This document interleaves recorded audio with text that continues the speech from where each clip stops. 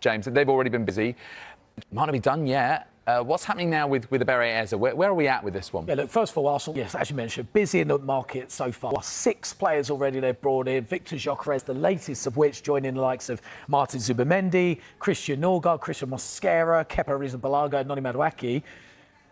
Outgoing's probably going to be the focus, but there is still interest in Eberechi Eze of Crystal Palace. 27-year-old's got 2 years left of his contract. Has a release clause around £67 million. Now, Arsenal are in talks with his representatives at this stage, so they've opened dialogue and they understand that the player is keen for the move. He would accept that move, but at the moment, there's no club-to-club contact at present.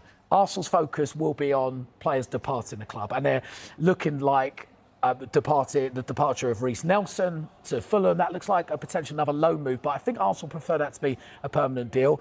Alexander Zinchenko, they're open to offers. Fabio Vieira as well, Albert Sambi, Lokonga. So there's plenty of players that probably need to leave the club first before Arsenal financially can make this deal work. But Eberechi Eze, I mean, for me, I love watching him play. I think he's got so much talent, creativity on that left-hand side, can float inside. I think he offers Arsenal a huge amount of versatility to their play. And the left-hand side of Arsenal's attack has been something they have been looking at improving in this transfer window. They have signed Noni Madueke.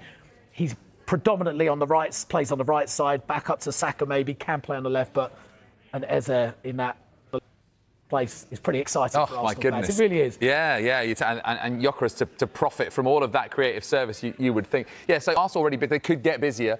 And speaking of busy, Sunderland were already one of the biggest spenders in this window and potentially strengthening all over the pitch on their return to the Premier League, James. Honestly, the signing today of Granit Xhaka could be the most remarkable signing of the transfer window. It came out of nowhere.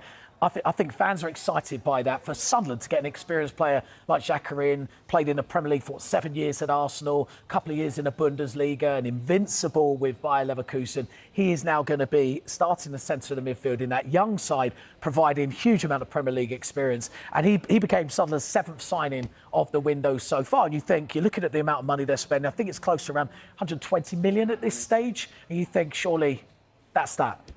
Not at all. So at the moment, Robin Roes, the 22-year-old Dutch goalkeeper, he's having a medical today ahead of signing a deal worth around £11.5 million. They're signing him as the number 1 goalkeeper as well. So that's about to happen. And that's not all. Sunderland in talks with Chelsea over Mark Guiu, you know. I'm gonna go with this. It's Guiu. There you go, Guiu. I knew you would know. I'd say Guiu. Guiu, a 19-year-old, played 7 times in the Conference League, scored 6 goals for Chelsea when they went on to win that tournament. A couple of appearances off the bench in the Club World Cup too. A few appearances in the Premier League. This is only a loan. There won't be an option or an obligation to buy Chelsea seen this player as a huge prospect for their future. But again, for Sunderland, it's another player with huge amount of quality coming into their group.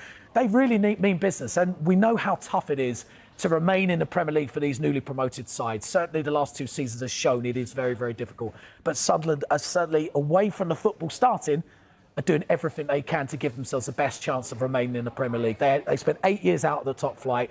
They don't want to spend another 8 years after this season. They want to stay in the Premier League, and these signings show a means of, they mean business. They really do, don't they?